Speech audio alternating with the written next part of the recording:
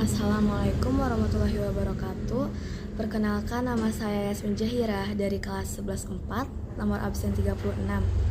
Di sini saya akan menjelaskan materi sejarah di mana pembahasannya itu mengenai yang pertama VOC, yang kedua kekuasaan Republik Batav di Indonesia, yang ketiga kekuasaan Inggris di Indonesia, yang keempat tanah paksa atau kekuasaan Belanda di Indonesia, yang kelima politik pintu terbuka, dan yang terakhir ada politik etis atau politik balas budi.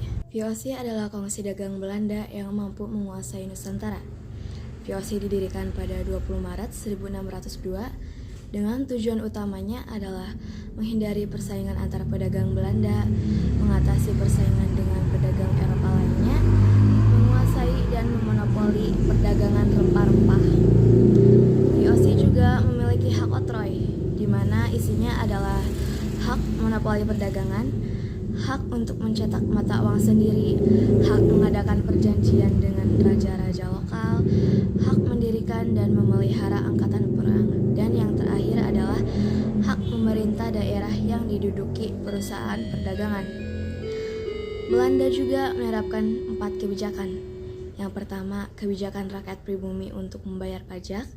Yang kedua, penyerahan wajib hasil bumi kepada VOC dengan harga yang murah.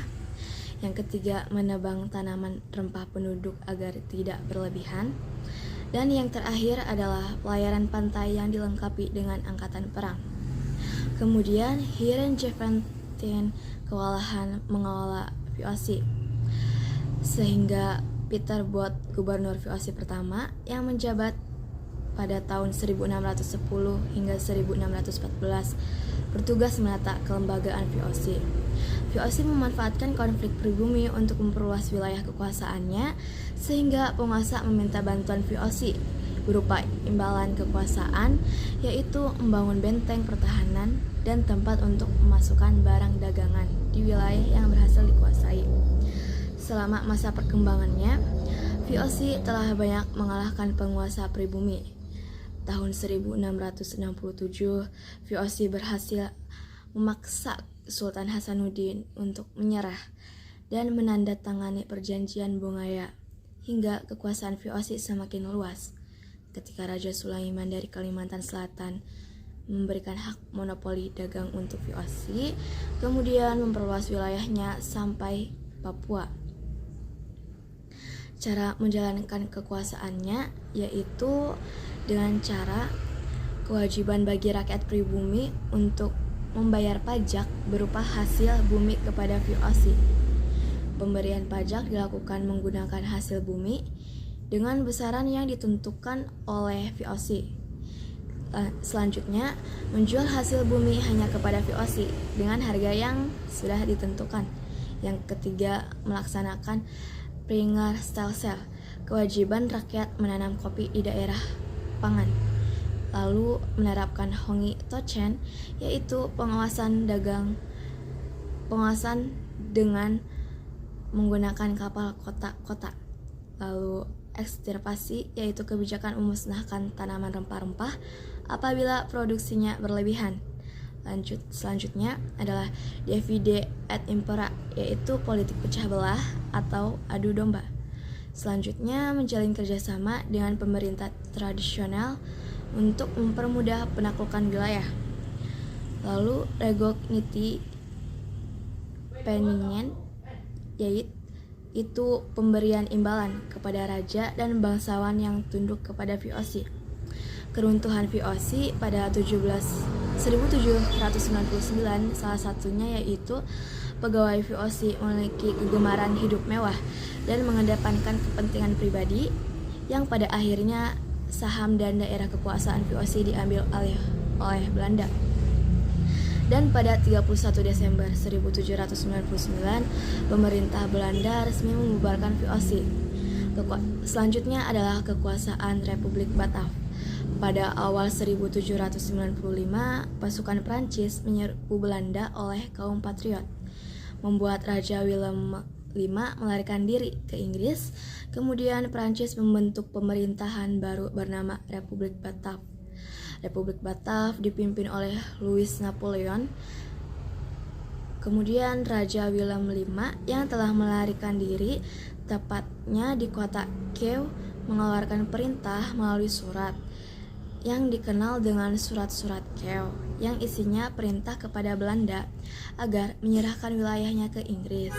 Pihak Inggris bertindak cepat dengan mengambil alih beberapa wilayah di Indonesia untuk mempertahankan Kepulauan Nusantara dari serangan Inggris. Louis Napoleon menunjuk Herman Willem Daendels sebagai gubernur jenderal di Indonesia berlangsung dari 1808 hingga 1811. Tujuan utama Daendels adalah mempertahankan Jawa dari Inggris, menjadikan masyarakat Indonesia lebih dinamis. Daendels menerapkan beberapa kebijakan dalam bidang pertahanan dan keamanan. Salah satu contohnya itu memperbanyak jumlah pasukan, membangun benteng-benteng pertahanan baru, membentuk Legiun Mangkunegara. Yang terkenal itu adalah membangun jalan raya Anyar sampai Panarukan sepanjang 1100 km. Kebijakan politik dan ekonomi dan pemerintahan itu adalah memindahkan pusat pemerintahan ke Weltevreden, membentuk kantor pengadilan, mengangkat bupati sebagai pengawal kolonial. Kemudian kebijakan peradilan, membentuk 3 jenis peradilan. Yang pertama, peradilan orang Eropa, yang kedua, peradilan orang Timur Asing, dan yang ketiga, orang pribumi. Dan peraturan memberantas korupsi. Selanjutnya ada kebijakan sosial dan ekonomi, mengeluarkan uang kertas, pemungutan pajak kepada swasta, mewajibkan rakyat menyerahkan hasil pertaniannya kepada swasta. Lalu Daendels menjual tanah kepada swasta dan hasilnya itu digunakan untuk memperkaya diri sendiri.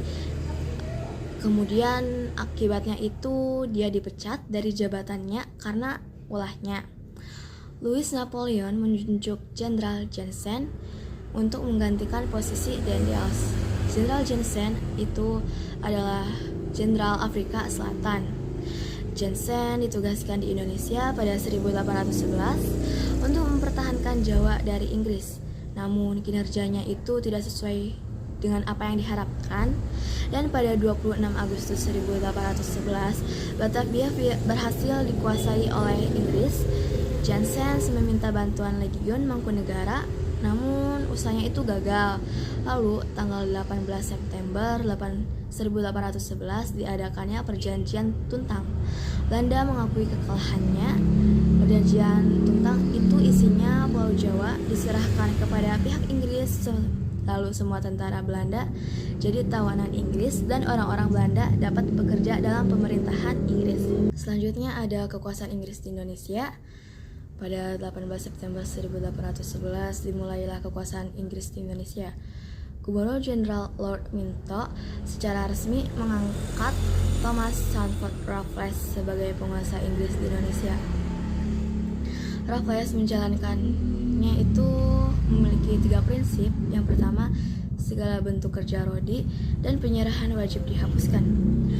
Peranan bupati sebagai pemungut pajak juga dihapus. Tanah adalah milik pemerintah. Adapun kebijakan politik dan pemerintah yang dibuat oleh Raffles, dalam kebijakannya itu menjalin hubungan baik dengan penguasa lokal, membagi pulau menjadi Jawa menjadi 18 provinsi, mengangkat para bupati sebagai pegawai pemerintah, mendapat gaji dalam bentuk uang tunai. Adapun kebijakan Raffles dalam sosial dan ekonomi adalah menghapus segala bentuk penyerahan wajib, menghapus sistem kerja rodi dan perbudakan, memonopoli garam, menjual tanah kepada swasta, dan melanjutkan penanaman kopi, memberi kebebasan dalam usaha perdagangan, memberlakukan sistem sewa tanah. Sistem sewa tanah itu petani harus menyewa tanah meskipun ia pemilik tanah tersebut. Harga sewa tanah bergantung pada kondisi tanah. Lalu pembayaran sewa tanah dilakukan dengan uang tunai. Raffles adalah pemimpin yang berpandangan maju. Ia juga ingin memperbaiki tanah jajahan dan meningkatkan kemakmuran rakyat. Juga Raffles menempatkan desa sebagai unit administrasi pemerintah, sehingga desa berkembang dan produksi akan meningkat, hidup rakyat pun akan membaik. Kemudian hasil penarikan pajak tanah membesar. Pada masa kepemimpinannya, Raffles tidak mendapat keuntungan, sementara itu rakyat Indonesia tetap menderita. Hal positif dari pemerintahan Raffles itu adanya buku sejarah Jawa, The History of Java, mengangkat kembali Sultan Sepuh sebagai Sultan Jogja, Kebun Raya Bogor yang dirintis oleh istrinya Raffles, ditemukan bunga Rafflesia Arnoldi, dibentuknya perkumpulan budaya dan ilmu pengetahuan. Pada tahun 1815, Raffles digantikan oleh John Vendel. Namun tidak lama setelah pergantian kepemimpinannya, Pulau Jawa diserahkan kepada Belanda. Selanjutnya itu ada kekuasaan Belanda di Indonesia. Pada 1829, Van den Bosch mengajukan usulan kepada Raja Belanda. Menurut Van den Bosch, untuk memperbaiki perekonomian Belanda harus dilakukan penanaman tanaman di tanah jajahan. Berprinsip pada tanah jajahan harus dieksploitasi semaksimal mungkin. Sistem tanam paksa, ketentuannya itu petani harus menyediakan 1/5 luas tanah miliknya dan bebas pajak. Wajib juga diserahkan kepada pemerintah. Namun dalam pelaksanaannya itu tidak manusiawi dan menimbulkan pro dan kontra. Pada 1860 terbit 2 buku yang mendorong pro kontra tanah paksa tersebut. Yang pertama, Zwicker Contractor dan Max Havelaar, yaitu kritik keras terhadap sistem tanah paksa. Secara berangsur, sistem tanah paksa dihapus, diganti oleh sistem ekonomi liberal, yaitu kegiatan ekonomi yang diserahkan kepada pihak swasta. Satunya itu diantaranya membangun jalan raya, jembatan, benteng, dan rakyat wajib membayar pajak dan tetap membawa penderitaan bagi rakyat. Selanjutnya adalah politik pintu terbuka. Beberapa latar belakangnya penyimpangan tanah paksa yang membawa penderitaan rakyat, berkembangnya paham liberalisme sebagai akibat dari revolusi Prancis dan revolusi industri. Salah satu kebijakan politik pintu terbuka adalah tanah paksa dihapuskan, ekonomi diserahkan kepada pihak swasta, masuknya investor asing dari Belanda, dan ditandai dengan kebijakan dikeluarkannya Undang-Undang Agraria pada 1870 dan Undang-Undang Gula. Undang-Undang Agraria itu pengusaha bisa menyewa tanah dari gubernur dalam waktu 75 tahun. Undang-Undang Gula, perusahaan gula milik pemerintah akan dihapus secara bertahap.